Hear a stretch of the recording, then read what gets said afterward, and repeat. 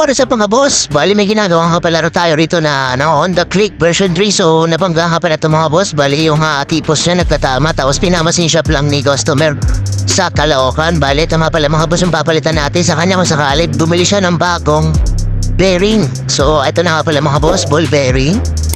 So ito na nga pala, Racing Banky yung binili niya mga boss. So magandang brand din to mga boss at napakadali niya ikabit. So titingnan natin kung anong kesa to mga boss sa loob. Napakaganda ng packaging niya mga boss kung sakali. Hindi ko lang alam kung magkano ang presyo nito. Pero para sa akin madali lang ito ikabit kasi yung bearing niya may housing na. So hindi ka na mag-iisa-isa, hindi ka tulad ng stock. So step by step magkakabit natin ito mga boss. Napakaganda yung quality ng bearing na to. So ganito lang ang gagawin natin mga boss. Stay tuned lang.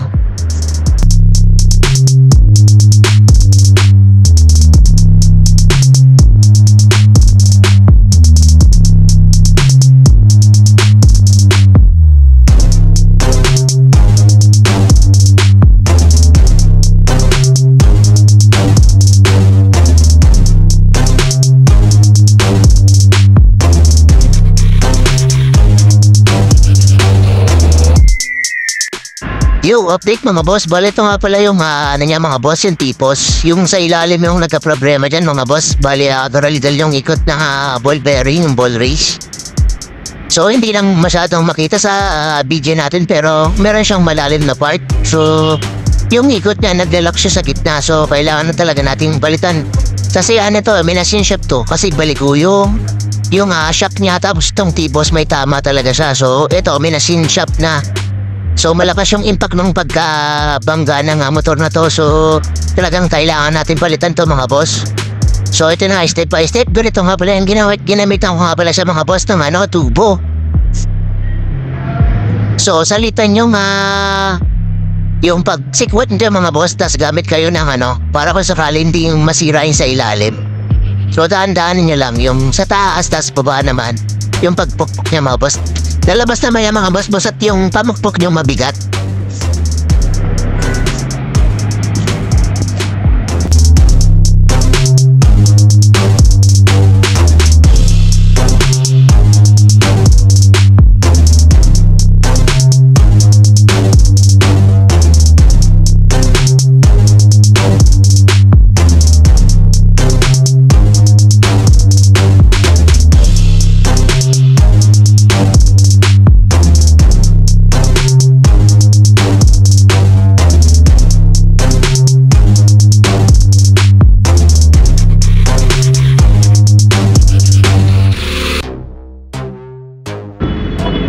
Ito na nga pala mga boss yung tinanggal natin. So dalawa to, taas baba. So itatabi niya yung mga boss kasi gagamitin pa natin yung mamaya pampukpok para madali natin mapasok yung mga yung mga housing niya.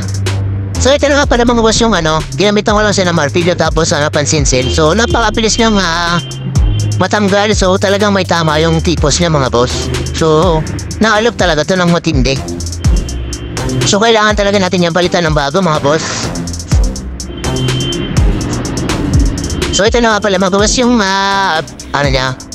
bearing niya sa ilalim.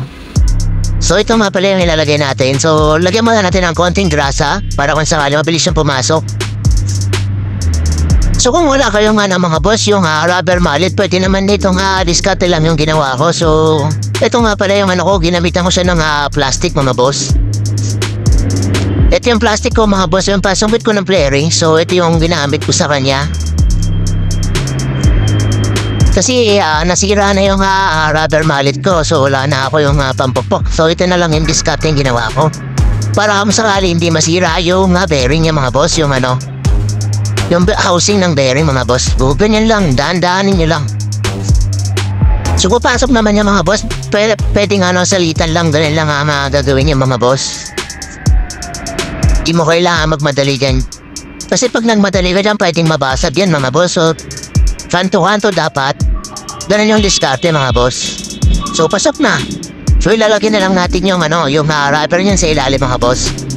Bali yung rubber niya mga boss, yung anti-dust yan sa ilalim mga boss. Para kung sakaling hindi niya pumasok yung tubig. Tapos punasan na natin yan mga boss. So, walang tama yan. Napakalinis niya mga boss.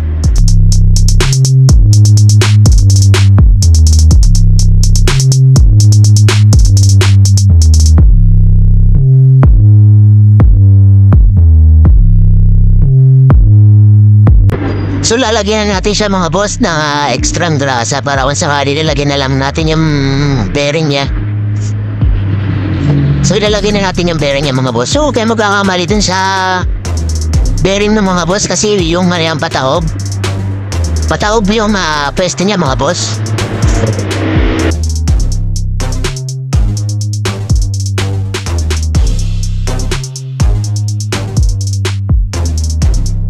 So ito naman mga boss yung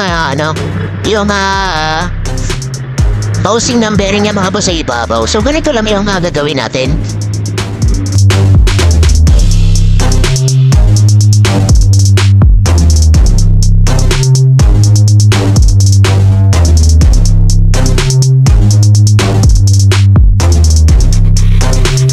So gamit tayo ng mabigat na na pamukpok para mas mabilis ang malagay. So ito nga pala yung kanina yung tinanggal natin. So huwag niya iwawala kasi gagamitin niya mga boss. So ganito yung discarte niya para kung sakali hindi na kayo gagamit pa ng iba. Pupukpukan niya lang yan para lumubog agad yung housing ng bearing.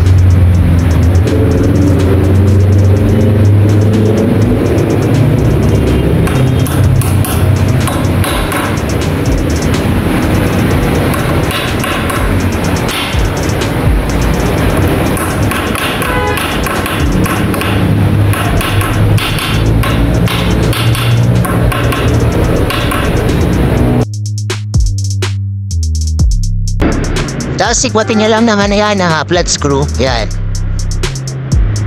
Tapos lagyan na rin ng extra grasa. So gumamit nga pala ako dyan mga boss ng high temp grass na grasa. So ito nga pala yung sa ilalim mga boss. Yung malaking bearing. So ipapasok na natin to mga boss.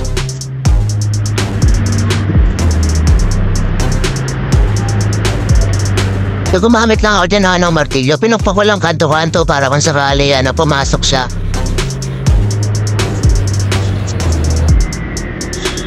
Tapos ito nga pala mga boss yung ito yung pinagtanggalan. So yan rin yung gagamitin nyo para kung sakali pasok na agad yung bearing ng housing.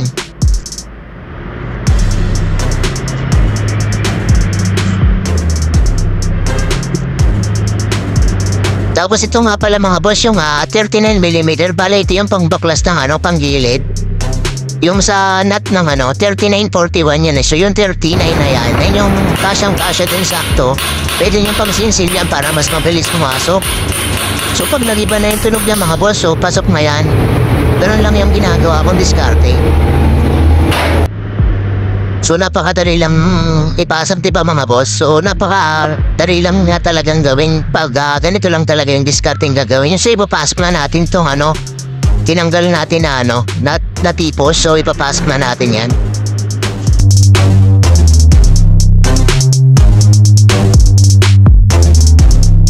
So tip ko nga pala sa'yo mga boss, bale linisan nyo yung thread doon sa ibabaw para linisan nyo to. Tapos yung thread linisin nyo para mabilis nang humikot. Ayan mga boss, napakabilis nang humikot para kung sakali. Kasi pag nagkaroon ng grasa yan, kakalas kasi yan pag maraming grasa. So kailangan malinis yan para mas mabilis ang humikot. Tapos magdalak agad yan kapag tuyong-tuyo yung thread niya. So ganun lang yung diskarte. So ilalagyan natin yung washer mga boss. Tapos ipitan lang natin ng konti. Tapos ilalak na natin. Tapos i-bleed na natin kung ano yung pinakamagandang handling niya mga boss. Ganun lang.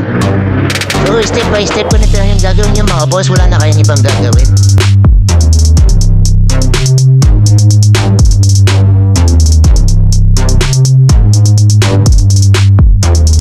Konting impit lang yan mga boss. Hindi nyo pwedeng sinsilin ng alos masira na yung lock. Pero kasi may washer yan washer, tapos yung yung nut na malaki. So kung gusto niya pala mga magpagawa mga boss, nandito tayo sa Motor Trade, Sampaloc, Espanya Lacson. Palapit tayo sa UST, katabi tayo ng BPI mga boss. Espanya Lacson kung sakali. Kung wala kayong mahanap na gagawa sa inyo, pwede rito mga boss, mura lang i-labor natin mga boss. Comment lang kayo sa description box natin, comment lang kayo sa natin mga boss, sa vlog natin para kung sakali magawa natin yung mga motor nyo mga boss.